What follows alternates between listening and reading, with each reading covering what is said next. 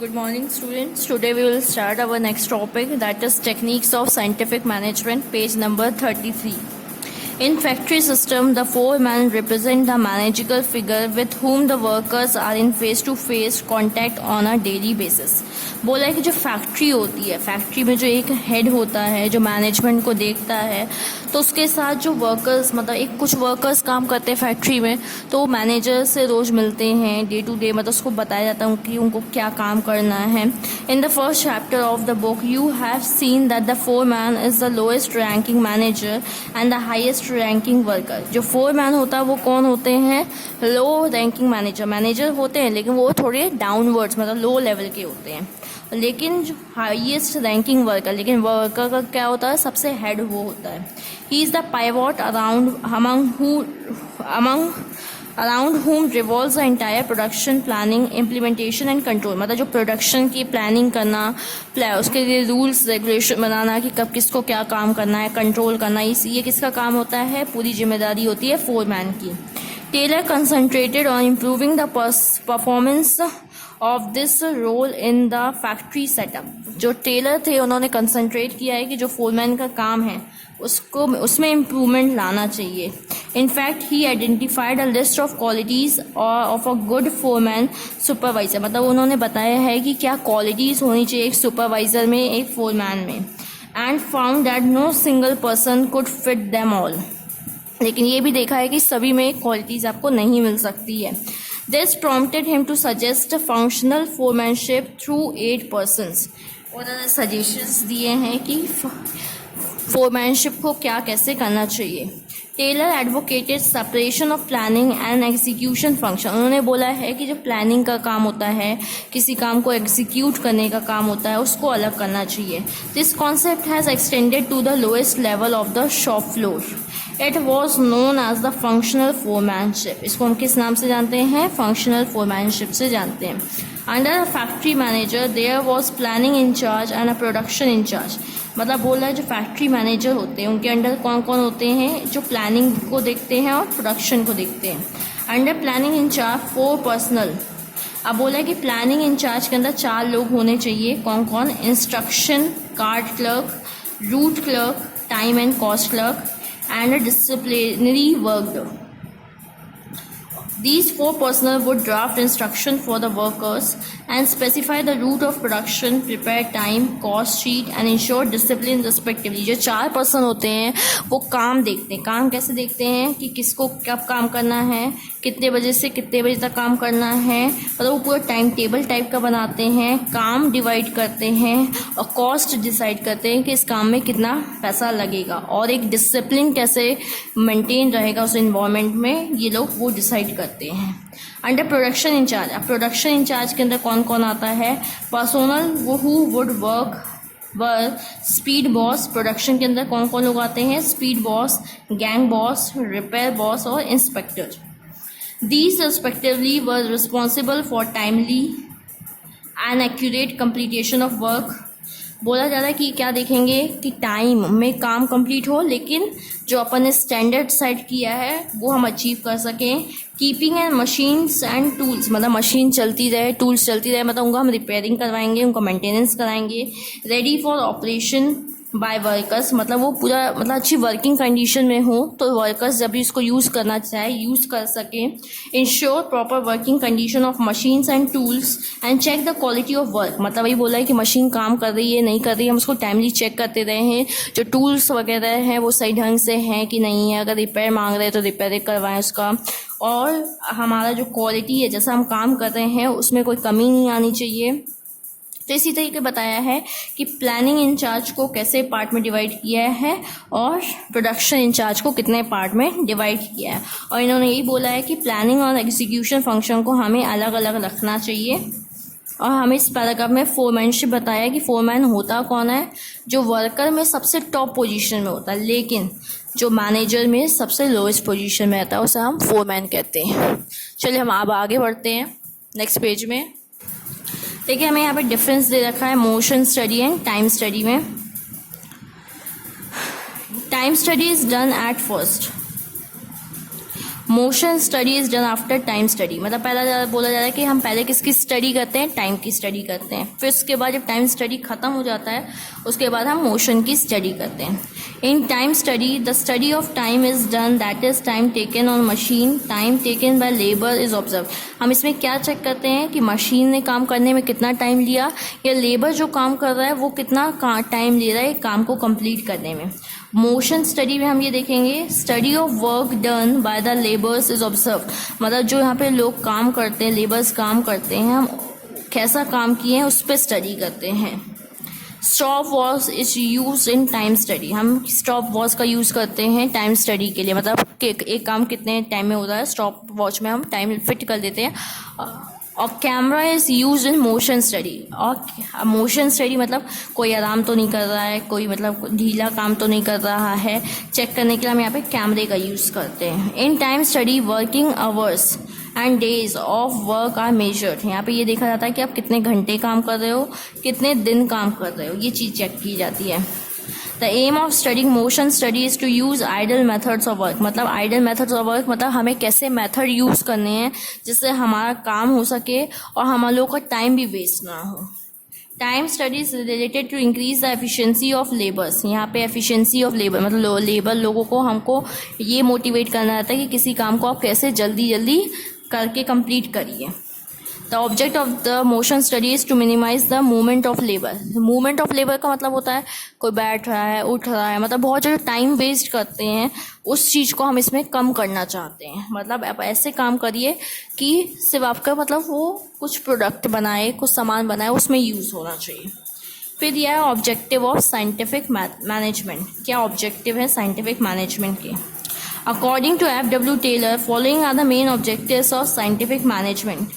Increase in the rate of production by use of standardized tools, equipments and methods. इसमें ये बोला जा रहा है कि जो आप प्रोडक्शन कर रहे हो उसके रेट को क्या करना चाहिए, आपको इंक्रीज करना चाहिए। कैसे इंक्रीज कर सकते हो, अच्छे टूल्स यूज़ करके, मेथड यूज़ करके, इक्विपमेंट्स यूज़ करके। Increase in quality of products by research, quality control and inspective design, मतलब बोला कि आप जो सामान बना रहे हो उसकी क्वालिटी में सुधार करिए, कैसे, रिसर्च करके, मतलब सर्वे करवा के, क्वालिटी कंट्रोल मेजर्स फॉलो करके, एक स्टैंडर्ड बनाइए, उससे अपने सामान को बार बार चेक करते रहिए कि आप उस स्टैंडर्ड को अचीव कर रहे हो कि नहीं। इंस्पेक्शन डिवाइस भी आती है चेक करने के लिए कि आपने अपना प्रोडक्ट अच्छा बनाया है कि नहीं बनाया है। Reduction in cost of production by rational planning and regulation and using cost control technique, मतलब जो आप सामान बना तो रहे हो लेकिन कम से कम पैसे में बनाओ, कैसे बना सकते हो उसके लिए एक प्रॉपर प्लानिंग होनी चाहिए और सामान का कैसे यूज़ करना है पहले से डिसाइड करना होना चाहिए, टेक्निक्स और टूल्स होने चाहिए उस हिसाब से आपके पास। Science not the rule of thumb, science not the rule of thumb मतलब हम कहते हैं ना कि हम चलो ट्राई करके देखते हैं, लेकिन हम ट्राई करने का हमारे पास इतना टाइम नहीं होता है, तो science is not a rule of thumb कि जिसको हम ट्राई करके देख सकें। Development of each man to, यहाँ पे क्या होता है, सब पर्सन जो काम करते हैं सबका डेवलपमेंट होता है, वो कुछ से कुछ सीखते हैं, उनके अंदर इम्प्रूवमेंट आता है। कॉपरेशन नॉट इंडिविजुअल, जो भी आप काम कर रहे हो सबको एक साथ कॉपरेट करके काम करना पड़ता है, बैलेंस करके काम करना पड़ता है, क्योंकि सब एक दूसरे पे डिपेंडेंट होते हैं, क्योंकि आप जानते हैं कि एक ऑर्गेनाइजेशन ग्रुप एक्टिविटी होती है। हारमोनी नॉट डिस्कर्ड, हारमोनी मतलब शांति से पीसफुल इन्वायरमेंट होना चाहिए और हमें किसी पे कोई प्रेशर नहीं डालना है, अच्छी कंडीशन प्रोवाइड करानी चाहिए उनको काम करने के लिए। चलिए हम देखते हैं आगे इसमें क्या दिया हुआ है, एडवांटेज ऑफ साइंटिफिक मैनेजमेंट। अब एडवांटेज क्या है साइंटिफिक मैनेजमेंट के। The main objective of scientific management is all round development.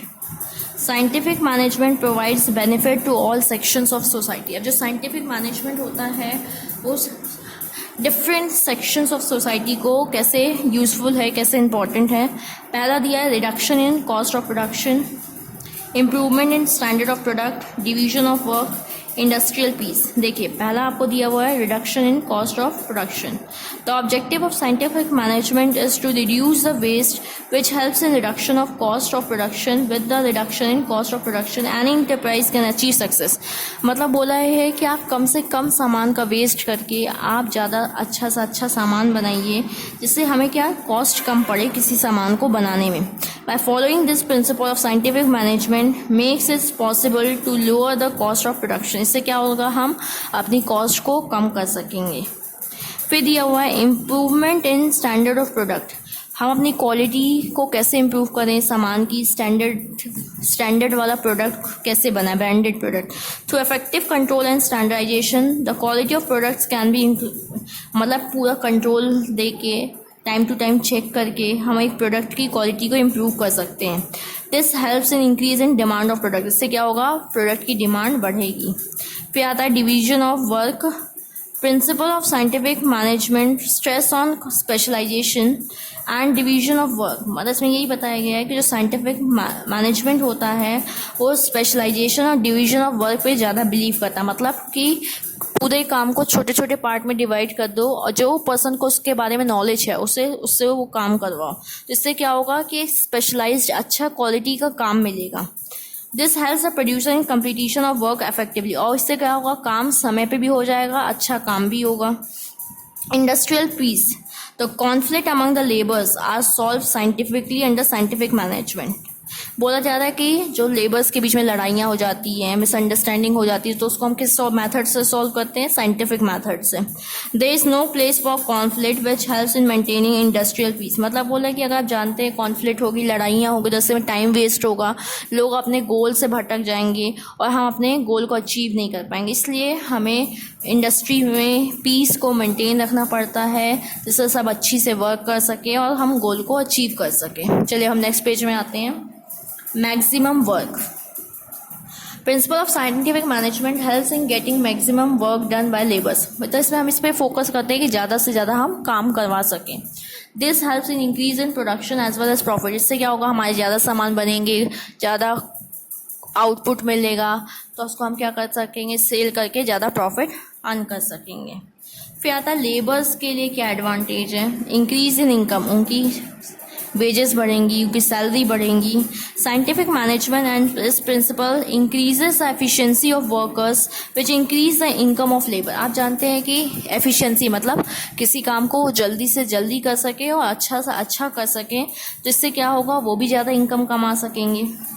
According to research, it is evaluated that when work is performed under scientific technique, there is an increase of 30 to 100% in income. आप जानते हैं कि जब आप कोई scientific technique से कोई काम करते हैं, मेथड यूज़ करके काम करते हैं, तो आप 30 से लेकर 100% तक ज़्यादा इनकम कमा सकते हैं. Improvement in standard of living. देखिए, जब लेबर लोग अच्छी मनी अर्न करेंगे तो अच्छा खाएंगे, अच्छा कपड़ा पहनेंगे, अच्छे से रहेंगे, मतलब उनका स्टैंडर्ड एक तरीके से इम्प्रूव होगा. Hard work and increase in wages help in the improvement in standard of living of employees. Scientific management increases standard of living by increasing production. वही है कि ज़्यादा से ज़्यादा आप सामान बनाओगे तो आपका सामान सेल होगा, फिर आप मनी अर्न करोगे तो आप अच्छे से रह सकते हो, अच्छा खाना खा सकते हो, एक अच्छी लाइफ मेंटेन कर सकते हो. Interest towards work.